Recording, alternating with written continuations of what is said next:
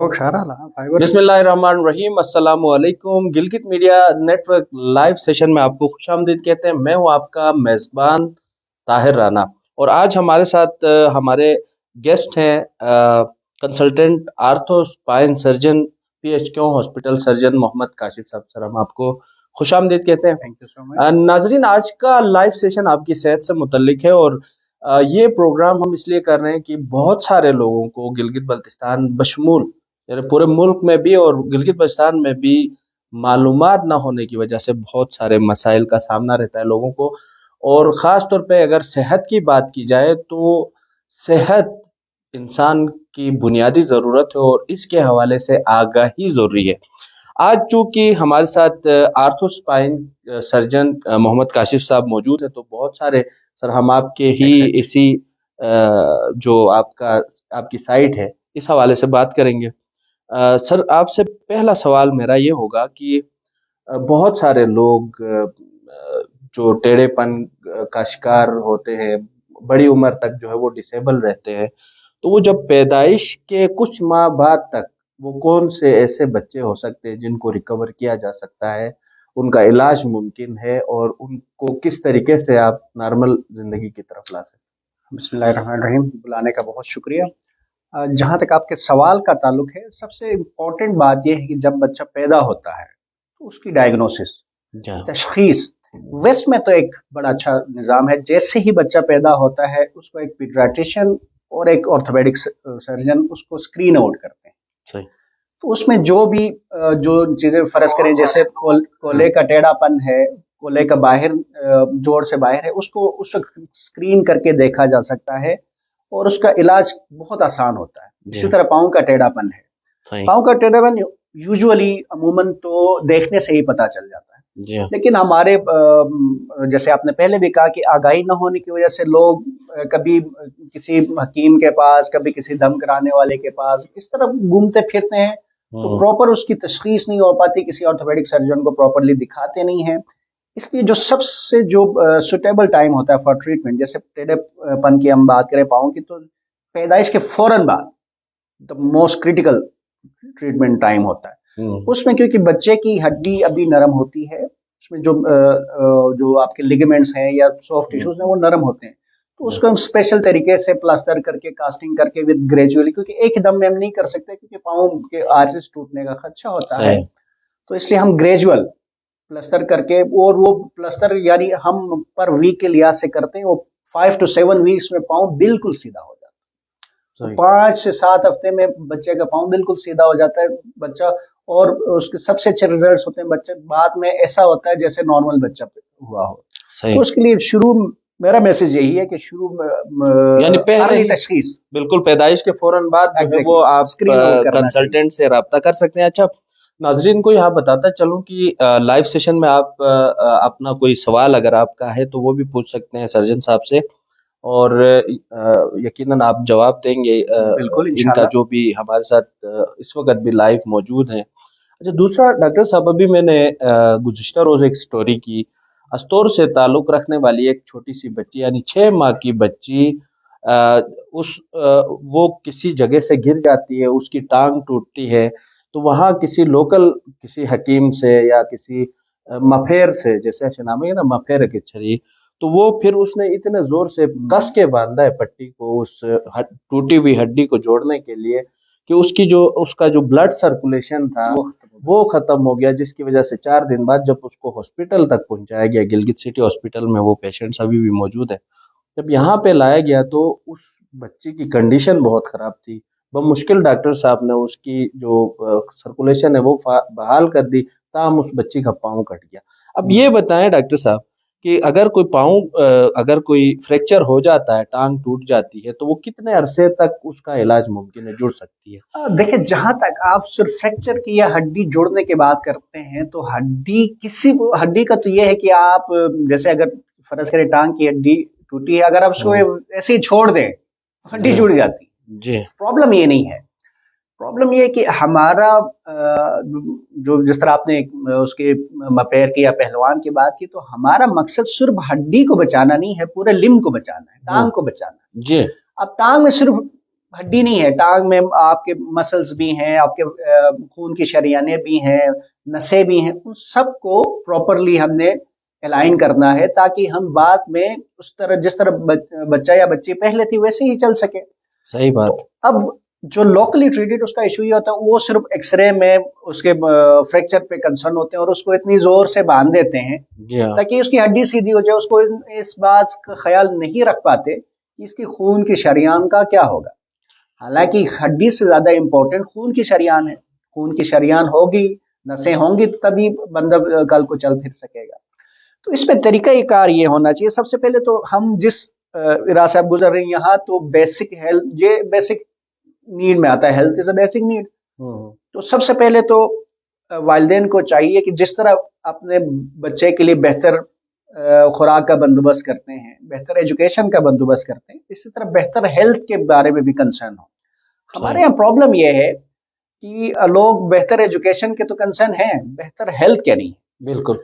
ठीक है, अब जब हेल्थ की बात आती है तो उस वक्त पहलवान याद आ जाता है या कोई पैर याद आ जाता है, उस वक्त लोकल डॉक्टर हकीम याद नहीं याद नहीं आता है, आता। बिल्कुल। तो प्रॉब्लम करके फिर आते हैं डॉक्टर के पास। तो अगर फर्ज करें सिर्फ हड्डी ही टेढ़ी हो, शरियान उसकी ठीक हो, तो हड्डी का हम बाद में भी कुछ कर सकते हैं। देयर बिल्कुल। Are various methods for that. लेकिन सबसे इंपॉर्टेंट चीज खून की शरियान है, नस है, फिर हड्डी है। तो सही। हमें तीनों को कंसर्न में रख के फिर ट्रीटमेंट करना चाहिए। अगर सही। सिर्फ टेढ़ापन हो, बाकी शरीरें ठीक हो, तो बाद में भी कुछ उसका हो सकता है। सही। हमारे साथ कुछ दोस्त शामिल हैं। मोहम्मद नवाज ब्रोंग साहब हैं जो कि सऊदी अरेबिया से हमारे साथ हैं। कामरान अहमद पसंदीदगी का इजहार कर रहे हैं। शबीर अहमद खुशबेक साहब भी हमारे साथ मौजूद हैं। तो नाजरीन, आप भी लाइव सेशन में डॉक्टर साहब से अगर कोई आपका सवाल हो तो वो आप पूछ सकते हैं। अच्छा डॉक्टर साहब, मैं आपकी तरफ आऊँगा। ये बताएं कि ऐसे कुछ केसेस आपके पास आए होंगे, खास तौर पे पहले ये कहा जाता था कि स्पाइन की जो हड्डी है वो टूटने के बाद फिर दोबारा से वो बंदा खड़ा नहीं हो सकता, यानी कि वो चल फिरने से मतलब माजूरी की तरफ जाता है, उम्र भर वो जो है व्हील चेयर का मोहताज होता है। आपके इस आपका जो आप प्रैक्टिस कर रहे हैं, जब से आप डॉक्टर बने, कोई ऐसा केस आपके सामने आया कि आजकल ऐसे पेशेंट्स के लिए इलाज मुमकिन है? बिल्कुल ऐसे ही है। लेकिन हाँ, ये भी ज़रूर पूछूंगा कि क्या उसमें भी आपने जैसे कहा टाइम पीरियड जो है वो एग्जैक्टली इम्पोर्टेंट। इसमें सबसे इम्पोर्टेंट जैसे स्पाइन, या स्पाइन जब टूटती है तो प्रॉब्लम होता है स्पाइन के टूटने के बाद हराम मगज को नुकसान पहुंचना है। सही। सबसे प्रॉब्लमेटिक चीज वो है, क्योंकि अल्लाह पाक ने हमारे धड़ों की, जो पाँव की या नीचे वाले साढ़े धड़ की जो रस्सी रखी है या जो सपोर्ट रखी है, वो कमर में रखी है। हम्म। अब कमर को इश्यू होगा तो सारा धड़ बिल्कुल। काम से माजूर हो जाता है। तो सबसे इम्पोर्टेंट चीज होती है कि जब किसी का स्पाइनल ट्रॉमा हो जाए, फ्रैक्चर हो जाए, तो हम उसकी हराम मगज देखें, हराम मगज को नुकसान पहुंचा है। अगर स्पाइन को, हराम मगज को, स्पाइनल कॉर्ड को नुकसान पहुंचा है, तो उसकी अर्ली डायग्नोसिस, अर्ली ट्रीटमेंट। ओह। इसके लिए मैं आपको बताता चलूं कि अगर फर्स्ट 24 आवर्स में अगर सर्जरी की जाए पेशेंट की प्रॉपरली तरीके से, तो उसके दोबारा चलने के चांसेस 80 to 90% है, बल्कि शायद उससे भी ज्यादा है। सही। ठीक है, इसको हम गोल्डन आवर्स कहते हैं। शुरू के 12 घंटे, उसके बाद 24 घंटे, शुरू के 12 घंटे सही। गोल्डन आवर्स, उसके बाद 24 घंटे। पिछले दिनों हमारे साथ ऐसे ही PHQ में एक पेशेंट आया हमारे पास। He was resident of Hastor, young patient था, ऑलमोस्ट 22-23 ईयर्स का। हम्म। वो ट्रैक्टर से गिरा और उसकी स्पाइन की इंजरी हो गई। अच्छा। He presented to us. फिर हमने उसका CT MRI करवाया तो उसमें हमें स्पाइन की इंजरी हुई। लेकिन वो एक दिन गुजार के आया था, लेकिन फिर भी we did surgery on that. और वो पेशेंट हमारे पास कोई हॉस्पिटल में कोई 2 वीक्स रहा। सही। उसके बाद वेरी लकली मंथ लेटर वो मेरे क्लिनिक में खुद चल के आया। अच्छा, खुद चल के आया वो एग्जैक्टली। पेशेंट, यानी जिसका आपने ट्रीटमेंट किया उसके बाद आपको नहीं पता कि उसके बाद वो स्टोर का था, तो सही he वो went चला। Back home. और महीने सही। बाद आया मेरे पास कोई खुद चल के। तो सही।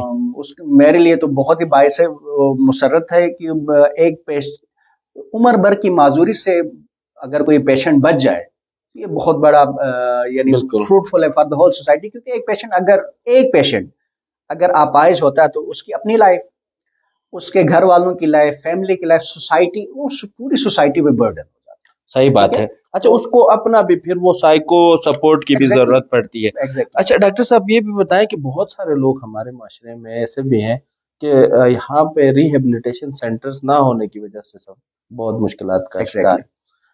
गिलगित बल्तिस्तान में बहुत सारी हुकूमतें आई हैं, अभी भी एक हुकूमत चल रही है। क्या समझते हैं रिहैबिलिटेशन सेंटर की कितनी ज़्यादा नीड है इस वक़्त? देखिए, अगर एक स्पाइन का पेशेंट, या आज मैंने पीएचक्यू में एक हिप रिप्लेसमेंट की है, सही। हेमी आर्थ्रोप्लास्टी कहते हैं। अब जब ऐसे प्रोसीजर हम करते हैं तो रिहेबिलिटेशन का इसमें बहुत ही फोकल रोल है। जी हाँ। देखिए, एक पेशेंट बाद में इसको कैसे चलना है, कितना वजन डालना है, किस तरीके से उठना बैठना है, ये सारी चीजें रिहेबिलिटेशन प्रोटोकॉल का हिस्सा होती हैं। सही। जैसे हमारे पास पेशेंट जो आज मैंने जो मैं आपको बता रहा हूँ कि आज मैंने जो हेमी आर्थ्रोप्लास्टी की हिप रिप्लेसमेंट, उसमें इवन बेड पे बैठने और बेड से उतरने का भी एक प्रोटोकॉल। हुँ। जब तक पेशेंट को आप वो सारी चीजें थ्रू प्रॉपर रिहेबिलिटेशन नहीं समझाएंगे, तो चांसेस ऑफ डिसलोकेशन और chances of complication are very high. तो इसलिए रिहेबिलिटेशन प्रोग्राम बिल्कुल होना चाहिए, और उसकी अशद नीड है हमें। जितने हम प्रोसीजर्स बड़े ज्यादा करते जाएंगे, हुँ, हुँ। इतनी हमें नीड बढ़ती जाएगी। अच्छा डॉक्टर साहब, गिलगित बल्तिस्तान में आप के साथ भी बुजुर्ग होंगे, आपके घर में भी और आस-पास रिश्तेदारी में भी। हम देखते हैं कि हमारे बुजुर्ग अक्सर हमने देखा है कि घुटनों की बीमारी का शिकार होते हैं और अक्सर इसी तरह के मसाइल होते हैं कि जी उनकी हड्डियाँ जो है वो काम छोड़ देती हैं, बिस्तर से लग जाते हैं बहुत सारे। यानी उम्र के साथ-साथ वो उनके अंदर वो सलाहियत नहीं रहती, वो चल-फिरने से कासिर होते हैं। तो एक तरह से ये भी एक डिसेबिलिटी है कि वो मूवमेंट नहीं कर सकते अपनी मर्जी से। ये क्या वजह है? क्या हमारे पानी में कोई ऐसा मसला है? हमारी आबो-हवा में कोई इस तरह का इश्यू है? या हमारी खुराक ऐसी है कि हमारे जो बुजुर्ग हैं वो हम्म, यानी वक्त से पहले जो है वो हड्डियों हाँ, के इसमें मसाइल दो का कुछ चीजें मैं आपको बताता चलो। सबसे पहली बात तो एक एजिंग प्रोसेस है, नॉर्मल एजिंग प्रोसेस, जो अल्लाह पाक का एक निज़ाम है हुँ, कि आप बच्चे होते हैं, जवान होते हैं, जी फिर हाँ, बड़ी उम्र की तरफ, फिर उधेड़ उम्र की तरफ जाते हैं। तो उसमें एक तो वजह वजह एजिंग प्रोसेस है, बिल्कुल वो ये सारी दुनिया में बिल्कुल। है। लेकिन हमारे यहाँ उसके अलावा कुछ और चीजें भी हैं जिनको हम निगलेक्ट नहीं कर सकते। वो है दूसरी डाइट। हुँ, ठीक है, डाइट जिस तरह प्रॉपर लेनी चाहिए, because of the hilly area और फार फ्लंग एरिया, इस तरह की डाइट प्रॉपरली हम नहीं ले पाते। सही। और सबसे ज्यादा अगर आपने, इसको कहते हैं बोन मास डेंसिटी, हुँ, जितना आपने अपने अर्ली 30 और 40s में बोन की डेंसिटी गेन कर ली, वो आपकी लेटर लाइफ में आपको मदद देती सही। है।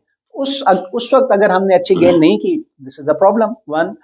और हमारी जो एक्सट्रीम कंडीशंस हैं वेदर की, ये भी बहुत बड़ी इफेक्ट इफेक्ट इसमें डालती हैं। सर्दियों में हमारा बिल्कुल ही एक तो जिंदगी तकरीबन मफलूज हो जाती है। बहुत ज्यादा घरों में घुटने मोड़ के बैठने का हुँ, रवाज बहुत हुँ, ज्यादा, क्योंकि ठंड होती है बाहर, तो बैठने का रवाज बहुत ज्यादा है। हुँ, हुँ, ये भी एक रीजन है। और इसके हिली एरिया है, ऊपर नीचे चलने से, या माइक्रो ट्रॉमास उसको हम कहते हैं वक्त के सही। साथ साथ, वो भी एक कंट्रीब्यूटिंग फैक्टर होता है। तो इसके लिए भी हमें चाहिए कि हम अपनी डाइट को बेहतर करें। और अगर ओल्ड एज है हम, और सबसे इम्पोर्टेंट चीज इस वक्त जो मैं समझता हूँ, वो ये हमारे मुआशरे में इंडियन फ्लैश का कमोड का इस्तेमाल है। हुँ, अब जो भी बंदा 45-50 है, he should be using the standing commode. Okay. उसको हमारे मुआशरे में मुझे नहीं पता उसको क्यों कबाहत की निगाह से देखा जाता है, लेकिन वो बिट्स नीड ऑफ टाइम। उसके इस्तेमाल का तरीक़ाकार नहीं अब आता शुरू होगा। से शायद, असल में वो शुरू से इंडियन एग्जैक्टली, कमोड के आदी होते शुरू हैं, तो से वो हम बहुत आदी मुश्किल। नहीं कराते। हालांकि बाहर की दुनिया में जाएं तो ये इंडियन कमोड का सिर्फ पाकिस्तान, इंडिया और बांग्लादेश में ही मेरा ख्याल से है, बाकी दुनिया में तो है भी नहीं। तो इसलिए हमें दूसरे का रवाज बिल्कुल। डालना चाहिए, और specially for the older ones. अच्छा डॉक्टर साहब, कुछ ऐसे भी तो स्टोरीज़ हैं कि जो हमारे बुज़ुर्ग 100 साल क्रॉस करके भी उनकी हड्डियाँ मज़बूत रहती हैं। उनकी खुराक आप देखें तो वो सुबह 2-2 1-1 किलो घी खा जाते हैं जी, दिन में 15 अंडे वो खा लेते हैं और बाज़ारी चीज़ें कम खाते हैं, देसी मुर्गी, देसी अंडे खा लेते हैं। और आपने देखा होगा हमारी जो पिछली जनरेशन थी, उसकी उम्रें भी ज़्यादा थी ज्यादा और उनकी हड्डियों को भी कुछ नहीं होता था, क्योंकि एग्जैक्टली। वो जान मतलब जान लगाते थे काम। वजह क्या है? उसकी, हाँ, सबसे पहले देखिए, जब भी मुआशरा इंडस्ट्रियलाइज होता है या मुआशरा उसमें कमर्शलाइज होता है, तो आपकी बहुत सारी चीज़ें ऐसी होती हैं जो सेहत के मुनाफी हैं, जैसे इस वक्त फास्ट फूड का इस्तेमाल हम्म। है। अब हमारे घर में अब पिछली जनरेशन की बात करें तो खाने के साथ लस्सी होती थी, लस्सी होती ठीक है। थी, अब मकई की लस्सी तो रोटी नहीं होती, होती अब थी। तो कोल्ड ड्रिंक होता है, हाँ। ठीक है। अब कोल्ड ड्रिंक का इश्यू क्या है, कबाहत क्या है? एक तो कोल्ड ड्रिंक में एडिक्शन है, जैसे आप आदी हो गए तो आप कोल्ड ड्रिंक के बगैर बिल्कुल। आप खाना ही नहीं खा सकते। दूसरी बात, उसकी सबसे बड़ा मसला है, जब आप कोल्ड ड्रिंक लेते हैं, जब आपकी जो गिजा से कैल्शियम है क्या करता है, वो कैल्शियम के साथ बॉन्ड बना के कैल्शियम को अपने साथ बाहर ले आता है। हम्म। कैल्शियम आप खा तो रहे, लेकिन वो आपकी बॉडी में एब्जॉर्ब ही नहीं हो रही। तो अल्टीमेटली आप क्या हो रहे हैं, ऑस्टियोपोरोसिस का या हड्डियों की कमजोरी का शिकार हो रहे हैं। इसी तरह हम्म। बाकी चीजें हैं, अब खाने के फौरन बाद चाय का इस्तेमाल है, ये भी आपकी उसको डाइजेशन को कम कर देती है, एब्जॉर्प्शन को कम कर देती है। तो इस तरह बाहर के आप इससे भी बड़ा जो माशरे आलमिया चल रहा है वो सब स्टैंडर्ड बनस्पति घी का चल रहा है, बिल्कुल। ठीक है। वो तो कोई ऐसी मुजिर चीज है जिसके जिसके बारे में बस बताना भी मुश्किल है, इतनी कोई मुजिर चीज है। क्योंकि एक तो लोग, लेकिन उसकी वजह से इस मजबूर पे भी भी हैं, यूज भी डॉक्टर कर रहे हैं। साहब, मैं तो ये कहूँगा अपने चैनल की वसातत से कि जो मुतल्लिका इदारे हैं वो इस हवाले से चेक एंड बैलेंस रखे। 2 नंबर जो गैर मयारी अशिया जो हैं वो यकीनन सेहत के लिए मुज़िर सेहत अब होती बच्चे हैं। सारे पापड़ खाते हैं, वो दे आर ऑल सबस्टैंडर्ड, इनसे हमें बच्चों को रोकना अच्छा, चाहिए। हमें नवीद अकबर मीर साहब ज्वाइन कर रहे हैं रावलपिंडी से। इम्तियाज सुल्तान साहब हमें प्रोग्राम में शामिल हो रहे हैं, कह रहे हैं कि माशाल्लाह ज़बरदस्त, कमर दर्द के साथ साथ कभी कभी टांगे भी सुन हो जाती हैं, रहनुमाई फरमाएं। कमर दर्द के साथ टांगों का सुन होने का मतलब ये है कि कमर की जो नर्व्स हैं, हम्म। जैसे मैंने पहले भी अर्ज किया कि टांगों का सारा कंट्रोल अल्लाह ने कमर में रखा है। तो बाज़ औक़ात कमर की प्रॉब्लम की वजह से जो नर्व नीचे टांगों को कंट्रोल कर रही होती है, उस पे प्रेशर होता है। उसके प्रेशर की वजह से टांगों का सुनपन होता है। तो उसके लिए हम क्लिनिकली देखते हैं कि पेशेंट को क्या सिम्टम्स हो रहे हैं। सबसे पहले तो अपने सोने वाली हैबिट को देखना चाहिए, सही। इन माय पर्सनल यानी व्यू। कि सोने की। सबसे पहले तो आप जिस पे सो रहे हैं, अगर आप ऐसे फॉर्म पे सो रहे हैं जिसकी इलास्टिसिटी मेंटेन नहीं, जिसपे घड़ा पड़ रहा है, सही। इलास्टिक उसकी हाँ, वो सही। खत्म हो, तो वो सबसे पहले you have to change that, सही। ठीक है। क्योंकि हम 7-8 घंटे सोते हैं तो बॉडी इम्बैलेंस का शिकार होती है, एक हम्म। वजह ये है। दूसरा, झुक के भारी काम करना है, हम्म। उससे उससे चीजें होती हैं। अच्छा, घरों में फीमेल्स में अक्सर ये होता है कि भारी काम घरों में झाड़ू झाड़ू लगाना, लगाना इन और ये चीजों से वाली होता सारी है। चीजें। मेल्स में ज्यादातर ये इम्बैलेंस पोस्चर की वजह से या सोने की अच्छी तरह ना सोने की वजह से अच्छा, चीजें एक होती तो अगर हम ये कहें कि जी कोई फॉर्म ऐसा जिसमें खड्डा हो, वो थोड़ा सा कमर के लिए हैं। मसला बेहतर कर नहीं है। देता है, बेहतर नहीं होता है, लेकिन सोने की पोजीशन पे भी कुछ सोने की चीजें हैं कि जी। पोजीशन पे बेसिकली तो मोस्ट ऑफ द जो ह्यूमंस हैं वो करवट बदल के ही सोते हैं। एक पोजीशन में बहुत ज्यादा पेशेंट एक ऐसा होता है जो करता है, बाकी तो सबसे बेहतर तो ये जो हुजूर सल्लल्लाहु अलैहि वसल्लम ने बताया, राइट लेटरल, सही। सबसे बेहतर पोजीशन वही है, उसी में सोना चाहिए। सही है। अच्छा, हमारे साथ दीदार अली बिरगोश साहब हैं जो आपकी तारीफ कर रहे हैं। जज़ाकल्लाह। और इसी के साथ डॉक्टर साहब प्लीज कह रहे हैं कि कोई फ्री मेडिकल कैंप का इंतजाम कर लो। दीदार साहब, कहाँ करना है वो आपने मेंशन नहीं किया है, अक्सर मेरे ख्याल से आप लोग करते रहते हैं। इसके लिए इस पे सबसे जो इम्पोर्टेंट मैं बात करना चाहूँगा वो मेरे उस्ताद मोहतरम है प्रोफेसर आमिर अजीज साहब, जी हाँ। जिनसे हमने ये सारा कुछ सीखा है, हम्म। ठीक है। तो वो हमेशा हमें यही समझाते रहे कि जितना किसी को फायदा दे सकते हैं वो जी फायदा हाँ। दें। तो मैं जब से गिलगित बल्तिस्तान आया हूं, मैंने बहुत सारे फ्री मेडिकल कैंप्स किए हैं, अभी भी इंशाल्लाह, क्योंकि अभी वेदर जरा इतना और फेवरेबल नहीं है। जैसे ही वेदर फेवरेबल होगा हम उसमें इंशाल्लाह जरूर करेंगे। और दीदार फिलहाल मैं ये बताता चलूं कि फ्री मेडिकल कैंप के अलावा हम आउट रीच क्लिनिक भी रखते हैं। सही। उसका फायदा ये होता है, जैसे फर्ज करें कि 40 बंदे एक जगह से आ रहे हैं और एक डॉक्टर वहां जाता है, तो 40 बंदों की आने जाने का खर्चा, उनके रहने का, सारी चीजें कम हो जाती हैं। तो हम ये भी कोशिश कर रहे हैं कि महीने में एक आधा फार एरियाज पे अपना आउटरीच क्लिनिक रखें। इस वसत पे मैं पिछले साल से अपना आउटरीच क्लिनिक उधर गाकूस में कर रहा हूँ, और अभी मौसम बेहतर होगा तो इंशाल्लाह मेरा अलीआबाद में हुंजा में। अच्छा, ये दीदार अली साहब भी हुंजा से ही हैं, तो वहाँ पे इंशाल्लाह दीदार अली साहब आप डॉक्टर साहब से राब्ता कर लें। हुंजा इंशाल्लाह में इंशाल्लाह नेक्स्ट इनका विजिट होगा और उसमें आप इनकी खिदमत हासिल कर सकते हैं। इस्माइल खान साहब हमारे साथ मौजूद हैं, कहते हैं मेरी एल्बो में दर्द रहता है, बहुत इलाज किया लेकिन फर्क नहीं पड़ा। एल्बो दर्द की बहुत सारी वजूहात हैं। जैसे अगर ट्रॉमा हुआ है, चोट लगी है, तो एल्बो जॉइंट को नुकसान पहुंच सकता है, जिसकी वजह से एल्बो जॉइंट स्टिफ होना शुरू हो जाता है। वन ऑफ द कॉज ये है। दूसरा, अगर यूरिक एसिड ज्यादा रहा है पेशेंट का, वो भी एक कॉज होती है, या बाजू का लिगामेंटस इंजरी होती है, वो भी एक कॉज होता है। डिपेंड करता है। यस। तो इस्माइल साहब आप बताएं कि आपको ये एल्बो में पेन किस वजह से है, तो उस पे बेहतर डॉक्टर साहब उसके आपकी बाद रहनुमाई अगर कर सकते आपने दिखाना है तो you can come any time to PHU hospital. पीर जुमरात को मेरी ओपीडी होती है, यू कैन कम देयर, फिर हम आपको क्लिनिकली भी देख सकते हैं। बिल्कुल बिल्कुल, इससे बड़ी बात क्या हो सकती है। आप डॉक्टर साहब को दिखा भी सकते हैं कि आपको क्या मसला है बेसिकली। तो इस हवाले से भी डॉक्टर साहब से जो रहनुमाई है वो हम लेते रहेंगे। आप इस वीडियो को ज़्यादा से ज़्यादा शेयर करें, कमेंट करें, ताकि आपको भी मालूमात हो, दूसरे लोगों तक भी ये पैगाम पहुंचे और उनको भी आगाही हो सके। अच्छा, हम आते हैं सर आपकी तरफ। ये वाला जो मौजू है जो हमने बीच में ज़ाहिर है सवालात की तरफ हम गए कि जो इस वक्त एग्जिस्टिंग जो बुजुर्ग हमारे घरों में मौजूद हैं, जो कि मुख्तलिफ किस्म के, जो हमने पहले जिक्र किया कि मुश्किलात का या इस तरह के मसाइल का शिकार है, टांगों के, घुटनों में दर्द के और दीगर जो अमराज के, तो उनको आप क्या मशवरा देंगे? क्योंकि हैबिट्स चेंज करनी है उनकी भी, या उनको कोई कोई उनकी वर्जिश का या कोई फिजिकल एक्सरसाइज है, क्या होना चाहिए कि वो जो सबसे इम्पोर्टेंट चीज, अगर जैसे फर्ज करें किसी के घुटने में दर्द है, तो सबसे इम्पोर्टेंट चीज जो है ना, वो मुआशरे में ऐसा निज़ाम लाना है कि जो सिटिंग हैबिट है उसको चेयर पे शिफ्ट करें।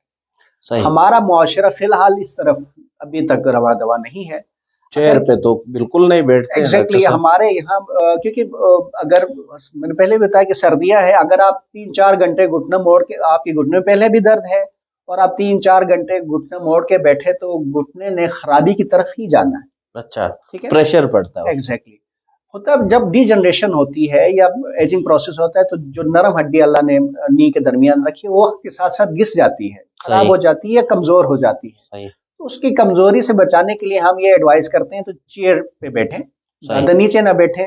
अगर नीचे बैठना हो तो घुटना खोल के बैठें, घुटना मोड़ के ज्यादा ना बैठें। अच्छा, टांगे सीधी करके भी बैठ सकते हैं, सीधी मतलब बैठ आप आराम से रिलैक्स होकर कोशिश करें। जैसे अगर चेयर पे नहीं बैठ सकते हैं, तो हमारे यहाँ जो पंड टाइप होता है, कम से कम इतनी ऊंची हो, ताकि जितना आप अपने नीज को रिलैक्स रखेंगे, उनको प्रेशर से बचाएंगे, तो ये आपका ज्यादा साथ देंगे। सही है। तो फिर यकीनन जो नाजरीन देख रहे हैं, अगर वो दूसरे लोगों तक भी ये पैगाम पहुंच जाए कि घरों में जो हमारे बुजुर्ग हैं, खासकर सर्दियों के इन दिनों में अंगीठी के सामने, बुखारी के सामने जो घुटने टेक के, घुटने घुटने मोड़ के जो बैठते हैं, जिसकी वजह से बाद में घुटनों में दर्द की शिकायत होती है लोगों। उसके साथ साथ मैंने पहले उसके कमोड, इंग्लिश कमोड तो ना कहें, वैसे स्टैंडिंग कमोड उसको कह लें या कमोड कह लें, ठीक है, वो यूज हो। वो इंग्लिश कोई अंग्रेजों की कोई नहीं है, हाँ, ठीक है, वो बेसिकली नीड ऑफ टाइम। आप जितनी भी कोशिश करेंगे, मैं जितनी भी बात करूंगा, लोगों ने यूज नहीं करना है। अलबत्ता फिर भी हमारी गुजारिश होगी कि डॉक्टर साहब सजेस्ट कर रहे हैं, बेहतर मुआशरा करना चाह रहे हैं, या हम जितनी अपनी एफर्ट्स डाल सकते हैं हम अपने बिल्कुल डालना चाहिए, जो अफोर्ड कर सकते हैं, और जो इसका मतलब अगर मेरा नहीं ख्याल कि afford it's a costly thing, ये बात नहीं है। I think it cost 5-7,000। मसला ये कि जब हम घर बनाते हैं तो हमें ये शऊर नहीं है कि हमें क्या लगाना चाहिए, हम जिस चीज के आदी हैं वही लगा रहे हैं। बिल्कुल, इसमें मेरे ख्याल से अफोर्डेबिलिटी का कोई इशू नहीं है, इसमें सिर्फ चेंज ऑफ माइंड, बिल्कुल बिल्कुल। जब तक चेंज ऑफ माइंड, खुदा ने आज तक उस कौम की हालत नहीं बदली, ना हो जिसको ख्याल आप अपनी हालत के बदलने का। अच्छा, इस्माइल खान साहब कहते हैं कि पत्थर से लगा है उनका, तो फिर ट्रॉमा हुआ। अच्छा, हम्म, उसका क्या इलाज हो सकता है? वो देखना पड़ेगा। वो मेरे पास तशरीफ ले, फिर कोई एक्सरे करेंगे या पुरानी रिपोर्ट्स जितनी भी हैं वो लेके आ जाएं, फिर उसको बैठ के तफसील से डिस्कस करके फिर I can work on that. Jahangir Nazi साहब हमारे साथ शामिल है। डॉक्टर साहब कहते हैं माशाल्लाह बहुत ज़बरदस्त प्रोग्राम। मोहम्मद काशिफ साहब एक काबिल डॉक्टर हैं, उनकी मेहनत और जज़ाकल्लाह। जद्दोजहद को सलाम पेश करता हूँ। डॉक्टर साहब से मेरा एक सवाल है कि पैदाइशी तौर पर टेढ़े पाँव वाले बच्चों का इलाज नरम हड्डियों की वजह से काफ़ी हद तक मुमकिन है, लेकिन जिनकी हड्डियाँ पुख्तगी के मराहिल में दाखिल हों, क्या ऐसे टेढ़ेपन अफराद का इलाज भी मुमकिन है? बिल्कुल मुमकिन है, लेकिन नेचर ऑफ ट्रीटमेंट डिफरेंट हो। जैसे बच्चा है ना, हम्म। उसमें हम जैसे इन्होंने भी कहा कि हड्डी के नरमपन की वजह से हम प्लास्टर करते हैं। जब पुख्तगी होती है, जब बच्चा होता है, उसमें हम सिर्फ लिगामेंट्स को सीधा करते हैं, बोन्स ऑटोमेटिकली सीधी हो जाती है। लेकिन जब एक दफा पुख्तगी का होता है, तो उसमें अगर पाँव टेढ़ा है, तो पाँव तो हम सीधा कर देते हैं कॉस्मेटिकली, लेकिन पाँव की हरकत को हमें जाम करना पड़ता है, क्योंकि बोन्स जॉइंट जो है टेढ़े होते हैं। सही। तो जॉइंट्स को हम सीधा करके जाम कर देते हैं। तो पाँव कॉस्मेटिकली सीधा किया जा सकता है। Yes, this is possible. तो पेन ना हो, क्योंकि अगर उसकी हरकत भी रहे और सीधा भी हो, ये दोनों चीजें पॉसिबल नहीं होती। दोनों में से एक चीज हम करते हैं, और ये पॉसिबल है, हम करते हैं। मेरे ख्याल से छोटी उम्र में बच्चों की जो हड्डियां होती है वो अपनी जगह छोड़ती हैं या मुड़ सकती हैं हाँ, या बेसिकली हाँ। सीधी हो सकती हैं, लेकिन उस उम्र के साथ साथ वो हड्डियों से भी ज्यादा जो इम्पोर्टेंट चीज होती है ना, वो हड्डियों की झिल्ली या लिगामेंट्स है। सही। अगर लिगामेंट्स एक दफा सख्त हो गए, इट्स वेरी डिफिकल्ट बोन्स को उसकी जगह फिक्स, क्योंकि ये बोन्स को फिक्स करने वाली चीज लिगामेंट्स है। सही। तो वो दोनों को मिला के हमें देखना पड़ता है। वसीम अहमद गाजी साहब हमारे साथ मौजूद हैं, तारीफ कर रहे हैं सर आपकी। Thank you. आ, इस्माइल खान साहब कह रहे हैं मैं यूएई में हूँ, उनको आप जो भी आप सजेशन दे चले, आप सकते हैं। मुझसे कांटेक्ट कर सकते हैं इंशाल्लाह। इस्माइल साहब को अगर ये हमसे मैसेंजर पे मांग ले हाँ, आपका ये नंबर तो। मैसेंजर पे भी कर सकते हैं, मेरे यूट्यूब पे कर सकते हैं। रीढ़ की हड्डी का मसला हो तो क्या करना होगा? रीढ़ की हड्डी का मसला अब डिपेंड करता है प्रॉब्लम क्या है। पेन हो रही है, नमनेस हो रही है, टांगों की तरफ जा रही है, हड्डियां कमजोर,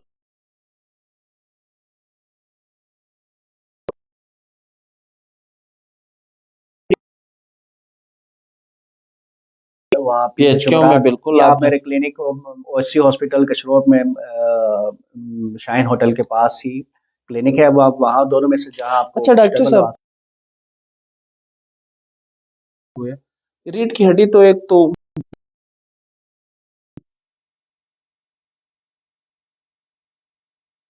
है पेन कितना है, उसकी पेन की शिद्दत क्या है, या किस वजह से हो रहा है। आम अगर यंग पेशेंट्स की अब बात करें, तो the most common cause is improper posture. बैठने का स्टाइल। बैठने का, अगर आप चेयर यूज करते हैं, वो चेयर अच्छी ना हो। ठीक है, अगर लॉन्ग सिटिंग पे आप कोई अच्छी अच्छी चेयर पे ना बैठते हो, या इम्प्रॉपर वर्क, जैसे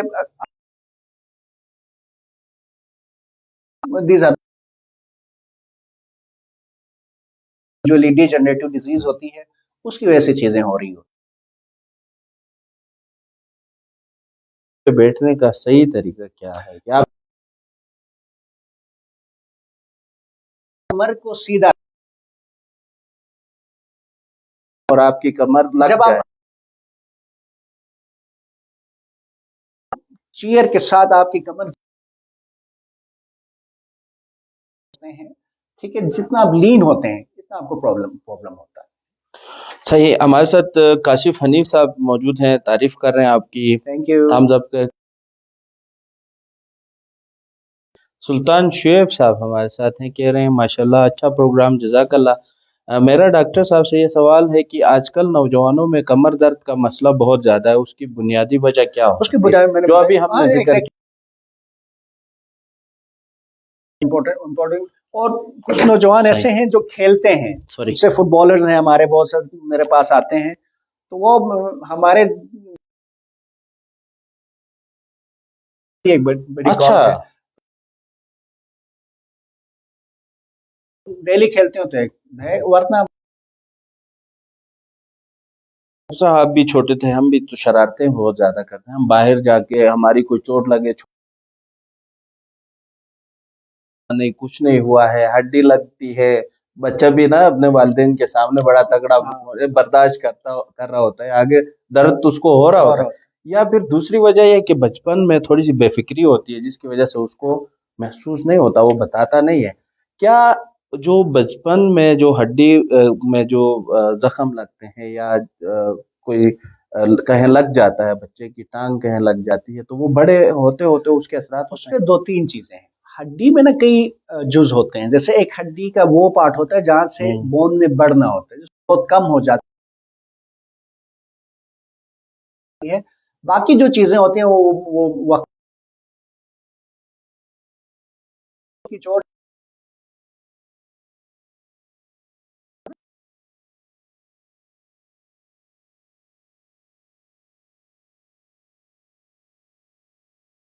अच्छा, तो अब इसकी हड्डी का मतलब प्रेशर भी एक जितनी वसत है, जो हड्डी की अपनी एक स्ट्रेंथ है। हाँ अब उस स्ट्रेंथ से ज्यादा डालेंगे तो टूटने का खदशा है। सही। लेकिन उसके लिए आप एक्स्ट्रा एफर्ट नहीं करना। प्रोग्राम के अख्ताम की तरफ हम खेलों में हिस्सा लेते हैं, क्यों कराटे खेलते हैं, बॉक्सिंग। देखिए, उनमें सबसे इम्पोर्टेंट तो ये है कि कोई भी जो स्पोर्ट्स है ना, वो प्रॉपर गाइडेंस पे होनी चाहिए। जी ठीक है। गाइडेंस ना होने की वजह से हमारे यहाँ हो सही। तो स्पोर्ट्स खेली जा सकती है। जब भी स्पोर्ट्स खेलते रहें तो उस दौरान अपनी डाइट अच्छी रखनी चाहिए। डाइट अच्छी रखें तो बच्चों को स्पोर्ट्स से कोई इशू यूजुअली नहीं होता।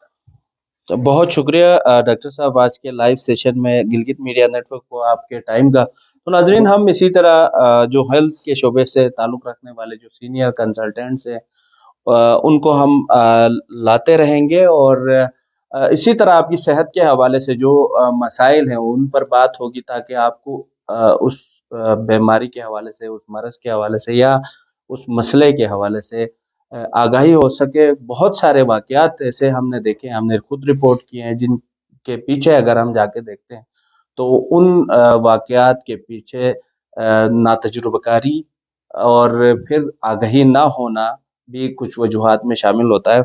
जैसे अभी रिसेंटली जो वाक़या हुआ है, 6 साला इकरा का पाँव कट गया, और वो सारा इसलिए हुआ कि उन्होंने नज़दीकी मरकज़ सेहत उस बच्ची को दिखाने के बजाय वहाँ के लोकल किसी हकीम की खिदमत ली, और वो बच्ची आज बेचारी, उसका पाँव पूरी ज़िंदगी के लिए वो माजूरी का शिकार है, या उसका जिस्म का एक हिस्सा कट गया, उसका पाँव कट गया। अच्छा, इसी तरह जिनके पाँव कटते हैं या जिनके लिम्स या लिम्स जो टुकनों से नीचे का हिस्सा कटता है, उनको सपोर्ट के लिए लिम्स कहते हैं जिनको, लिम्स, जो exactly, artificial limbs artificial limbs. मिलते हैं फ्री ऑफ कॉस्ट। पाकिस्तान में कई ऐसे इदारे ट्रस्ट मौजूद हैं जो कि ये सहूलत देते हैं, और इसका भी बाकायदा प्रॉपर इलाज मौजूद है। तो आप के पास अगर आगाही है, आपके पास मालूमात है, तो यकीनन आप इसको अवेल कर सकते हैं। अगर किसी को मालूमात मज़ीद चाहिए तो हमें राब्ता भी कर सकते हैं।